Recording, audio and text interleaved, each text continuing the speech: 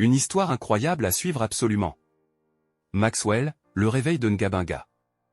Maxwell, un garçon de 12 ans, descendit du vieux bus poussiéreux à l'entrée de Ngabinga, un petit village isolé de l'Afrique. Il venait pour rendre visite à ses grands-parents, qu'il n'avait jamais rencontrés depuis son enfance. Ce fut un choc de découvrir un village où tout semblait figé dans le temps, les cases en terre battue, les femmes portant des fagots de bois sur la tête, et des chants qui ne produisaient que l'essentiel. Lors de sa première soirée, autour du feu de la cour familiale, son grand-père lui expliqua leur réalité. Maxwell, ici, nous vivons comme nos ancêtres. Travailler pour plus que ce dont nous avons besoin est inutile, et la richesse attire les mauvais esprits. Maxwell écoutait, intrigué mais déterminé à en savoir plus sur ce qu'il voyait comme un problème. Le lendemain, Maxwell se promena à travers Ngabinga, observant les champs peu exploités, les ruelles désertes, et un marché qui n'abritait que 3 maigres étals. Il se demandait pourquoi personne ne cherchait à mieux exploiter les terres.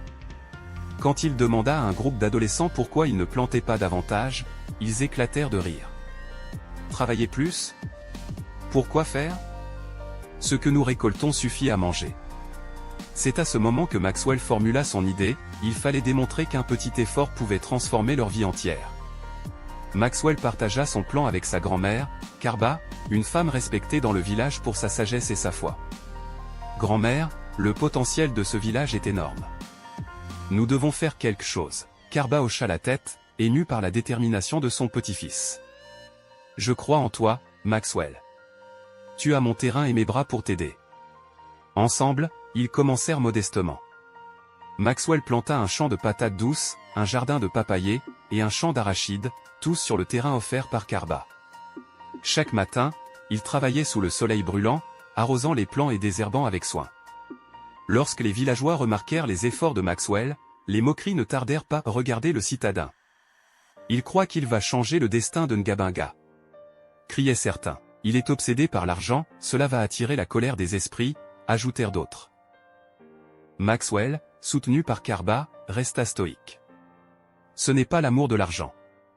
C'est l'amour d'un avenir meilleur pour vous tous, répétait-il calmement à ceux qui venaient critiquer.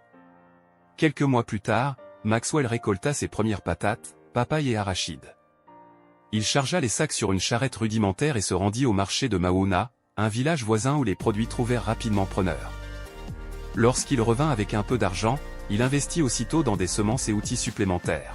Les villageois commencèrent à murmurer, peut-être que le garçon a raison. Quelques jeunes décidèrent de l'aider, espérant en apprendre davantage. Maxwell ne ménagea pas ses efforts pour leur montrer ses techniques. Le succès de Maxwell ne se limita pas à son village. Le village voisin, Maouna, inspira sa communauté à adopter les méthodes de Maxwell. Petit à petit, les terres délaissées de la région furent cultivées intensivement. Ngabinga commença à prospérer. Avec les profits, des structures indispensables furent construites, une école, un hôpital, et même un centre de formation agricole. Maxwell devint un modèle pour toute la région. Mais Maxwell remarqua que les cœurs des villageois étaient encore attachés à leurs anciennes croyances. Bien qu'ils travaillaient maintenant pour améliorer leur quotidien, ils continuaient à craindre les idoles et refusaient de croire qu'un dieu pouvait bénir leurs efforts. Lors d'un grand rassemblement, il se leva et parla avec fermeté, « Dieu ne vous a jamais destiné à vivre dans la pauvreté. Il vous appelle à prospérer pour bénir les autres.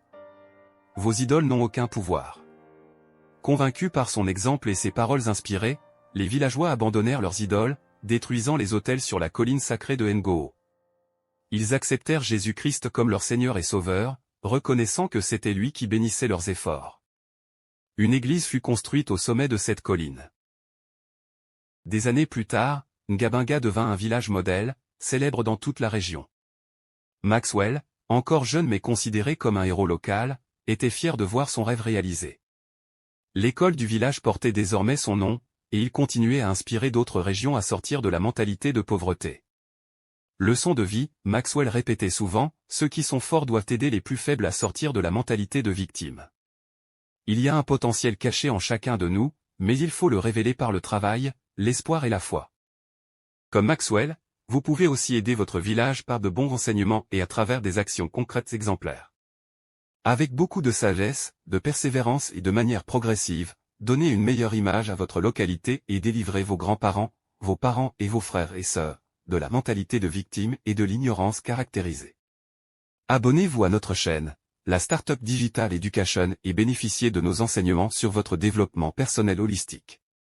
Rendez-vous bientôt pour une nouvelle leçon de vie.